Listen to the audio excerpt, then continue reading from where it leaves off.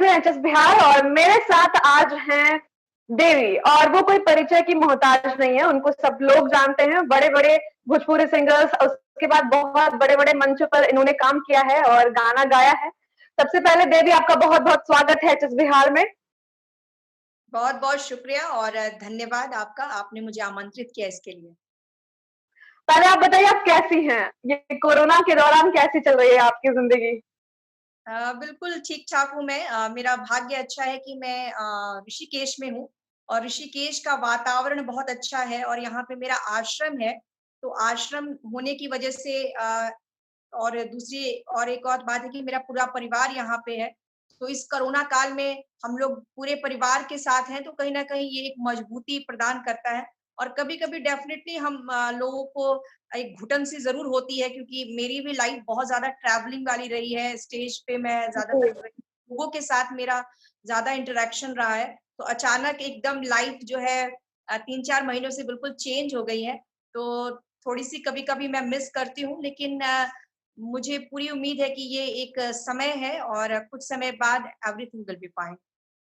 जी, stage को आप ज़रूर मिस कर रही होंगी, तो हम चाहेंगे कि आप शुरुआत से करें, एक स्टेज पे जैसा परफॉर्मेंस देती है, एक थोड़ा-सा छोटा-सा गाना आप हमें सुना दें। बिल्कुल, आप क्या सुनना चाहते हैं? हिंदी सुनना चाहते हैं, भोजपुरी सुनना चाहते हैं, आप बताइए? नहीं, नहीं, हम तो भोजपुरी फैन हैं, तो हम तो भोजपुरी ही सुनना चाहेंगे। साहब पूरी मैं अपने जो मेरा पहला एल्बम था उसका गीत सुना देते हैं आपको। जी, बिल्कुल।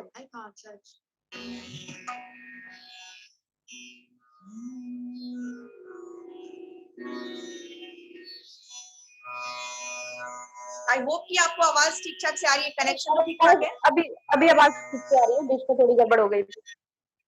जी, जी। जी, जी।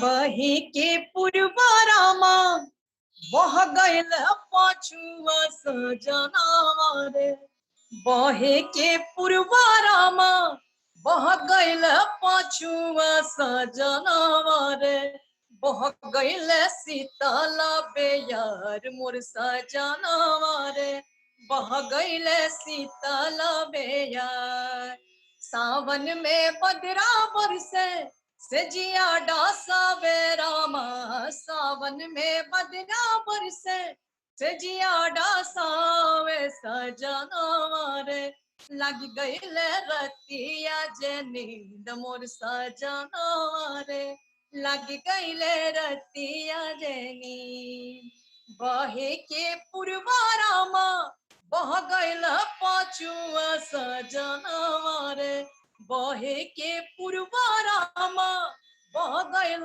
पाछुआ सजनावा रे अब बह गईल सीताला बेयार मोर सजनावा रे बह गईल सीताला बेयार। बहुत ही अच्छा और जो जनता इतने दिन से मिस कर रही थी आपका ये भोजपुरी गाना और आपके अंदाज, वो आज शायद जनता लोगों को बहुत खुशी होगी आपके गाने सुनकर और हमारे तरफ से आपको बहुत-बहुत शुक्रिया भी है। चलिए अब हम लोग सवाल-जवाब का सिलसिला शुरू करते हैं। देवी आप आपका भोजपुरी गायकों के नाम में बड़ा नाम है और आपने टी सीरीज के गाने में भी काम किया है काफ़ी ज़्यादा और टी सीरीज के साथ आपका काफ़ी पुराना नाता भी रहा है। अभी जो हालिया मामला सामने आया है उसमें टी सीरीज ने मैथिली ठाकुर के कुछ भजनों पर कॉपीराइट मारा है। वो ऐसे भजन हैं जो हमारे पारंपरिक गीत हैं जैसे हनुमान चालीसा वगैरह जिन्हें सदियों से गाया जा रहा है। आप इसे कैसे देखती हैं?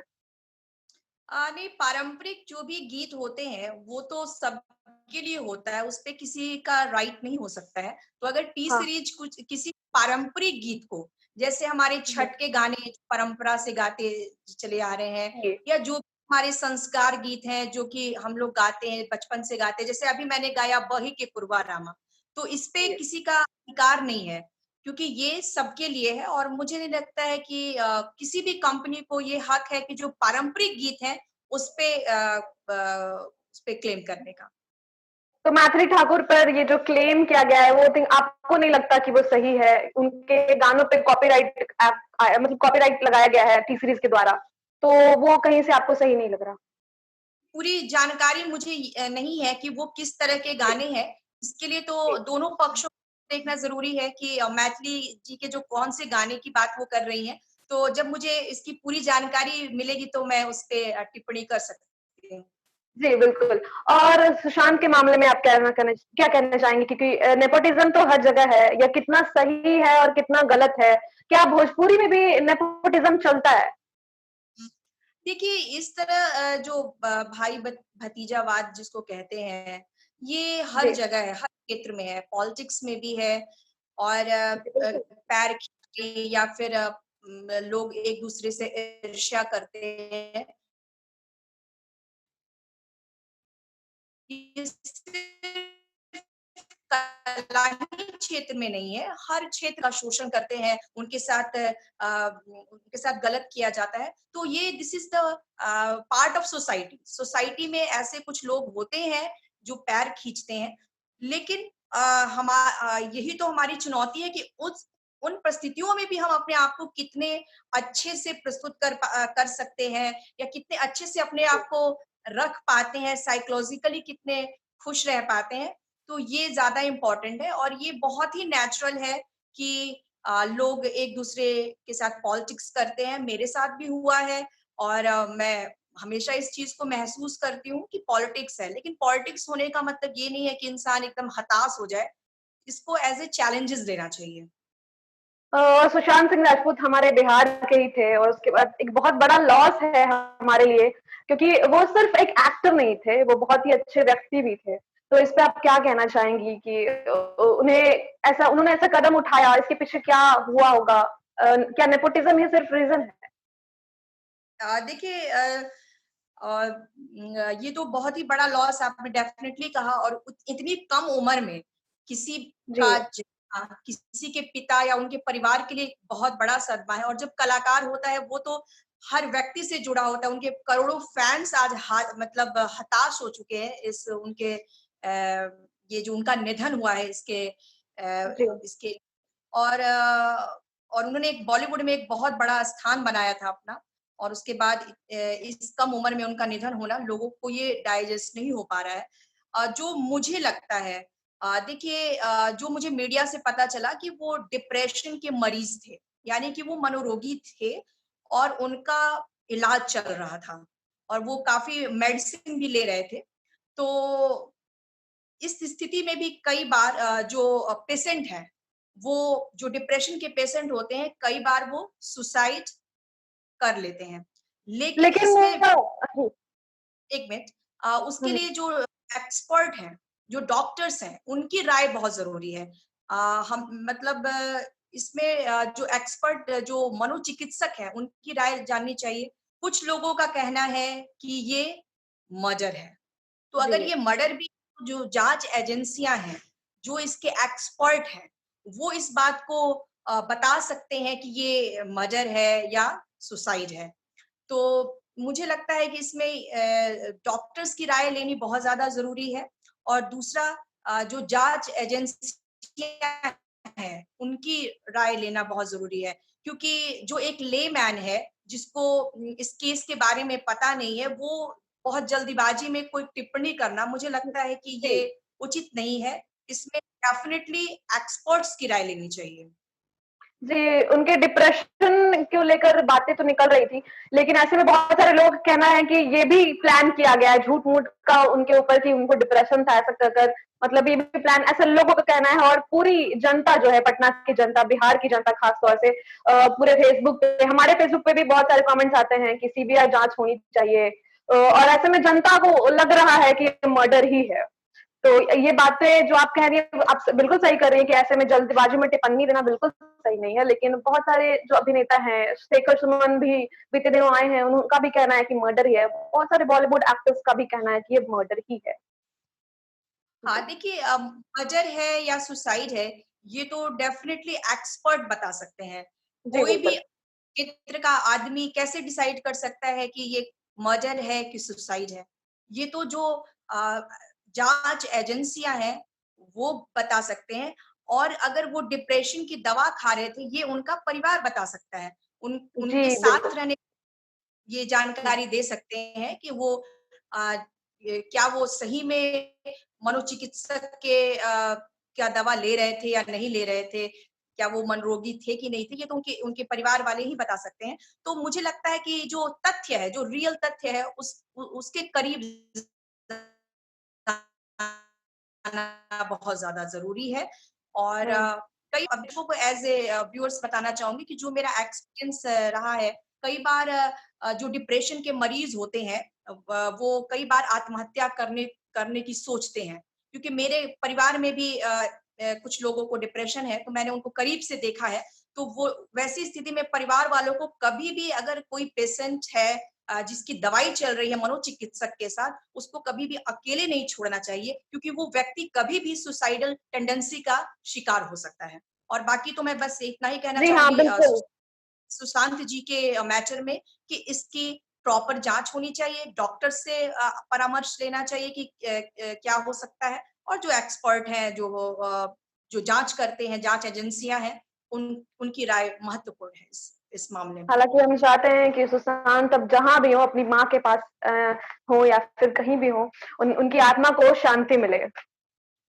जी। जी, बिल्कुल और मुझे लगता है कि सबसे बड़ा जो लॉस है उनके परिवार के लिए है और ख़ासकर जो उनके करीबी उनकी बहनें हैं, उनके पिताजी हैं, इसके लिए उनके लिए तो बहुत बड़ा सदमा है। आप इमेजिन कर सकते हैं कि किसी का यंग बेटा उसके सामने से उस वो चला जाए तो ये बहुत ही दुखद घटना जो कि होगी। काफ़ी मिन्नतों बाद आया था। उन्होंने एक बयान दिया था जिसमें उन्होंने कहा कि बहुत मिन्नत करने पे हमने उसे पाया था। जी, बिल्कुल, होता है। कई बार बच्चे नहीं होते हैं तो लोग कई मिन्नतें करते हैं, बहुत सारे परेशानियों के बाद कोई पैदा होता है और उसके बाद इतने बड़े मुकाम पे पहुँचता है, इतना सक्सेसफुल होता है और उसके बाद ऐसी घटना करता है तो कहीं न कहीं ये बहुत ही अ, दुखद होता है पूरे समाज के लिए, पूरे मुझे तो लगता है कि सुशांत जी के लिए पूरा जो हिंदुस्तान है, वो दुखी हो गया है। जो यंगस्टर्स हैं, वो इस चीज़ को झेल नहीं पा रहे हैं। जी। और मैं एक और बात कहना चाहूँगी टिकटॉक बैन पे आप क्या कहना चाहेंगी? क्योंकि आप भी टिकटॉक पे थीं, तो टिकटॉक अब बैन हो चुका है, उस पे आप क्या कहेंगी? देखिए ये तो गवर्नमेंट ने बैन किया है तो उन्होंने ज़रूर कुछ सोचा होगा इस विषय में। लेकिन मुझे लगता है कि कहीं जो कलाकार थे ख़ासकर एक प्लेटफ़ॉर्म था जो ख़ासकर जो लोग टेलीविज़न पे नहीं आ सकते थे या फिर जो घर बैठ सा एक सैड मोमेंट है। लेकिन आई होप कि टिकटॉक जैसा कुछ इंडियन कंपनी भी कुछ ऐप ऐसा बनाएगा और जो भी कलाकार दुखी हो गए हैं, जो टिकटॉक पे काफ़ी ज़्यादा एक्टिव थे, उनके लिए कुछ गुड न्यूज़ ज़रूर आएगी। हाँ, टिकटॉक पे आपके गानों पे भी बहुत टिकटॉक बनता था। या इट्स फाइन आजकल जो मीडिया है वो कई तरह की चीजें हो गई हैं और नए नए इन्वेंशन होंगे ऐसा थोड़ी है कि टिकटॉक चला गया तो उससे उससे बेहतर जी, चीजें भी आ सकती हैं अगर आपको अल्टरनेटिव्स हमेशा होते हैं हर चीज़ के। हाँ बिल्कुल और आजकल आप यूट्यूब पे डाल सकते हैं और बहुत सारे और भी एप्स आएंगे ऐसा थोड़ी है देखिए जो टेक्नोलॉजी है इतना हाई स्पीड से आगे बढ़ रहा है तो ये टिकटॉक कौन सी बड़ी चीज है डेफिनेटली बिल्कुल। इसका कोई ना कोई और अंत अ, में वो हमारी सेफ्टी के लिए किया गया है, डेटा लीक जैसी प्रॉब्लम ना आए इसीलिए उसे बैन किया गया है। या तो दैट्स गुड ना दैट्स गुड अगर हाँ जी, गवर्नमेंट हमारे हित में कुछ सोचती है और कुछ निर्णय लेती है तो वी शुड सपोर्ट दैट हाँ। और आपकी ज़िंदगी और कैसे आगे चलने वाली है? कोरोना के दौर खत्म होने के बाद आपके क्या-क्या प्लान्स हैं? और आपकी निजी ज़िंदगी में क्या प्लान्स हैं? जैसे आपकी शादी को लेकर बहुत बातें निकली थी, तो वो सारे प्लान्स हमें बताइए। हाँ अभी तो सब प्लान की बैंड बज गई है प्लान की बैंड बज गई है, सभी लोगों का यही हाल है। सबका वही हाल है तो पहले तो कोरोना जब हम लोग जाएगा तो एक बड़ी सी पार्टी हम लोग करनी चाहिए कि भाई हम लोग आजाद हुए और आज़ाद हुए एग्ज़ैक्टली। उसके बाद कुछ देखिए जो कलाकार होते हैं स्टेज उनकी लाइफ होती है तो मैं डेफिनेटली शूटिंग करना चाहती हूँ और अपनी पब्लिक के बीच फिर से उसी अंदाज में आना चाहती हूँ और बस विश कर रही हूँ कि ये डॉक्टर्स कुछ उपाय सोचे और इस कोरोना को हम लोगों कोरोना से वैक्सीन आ जाए बस।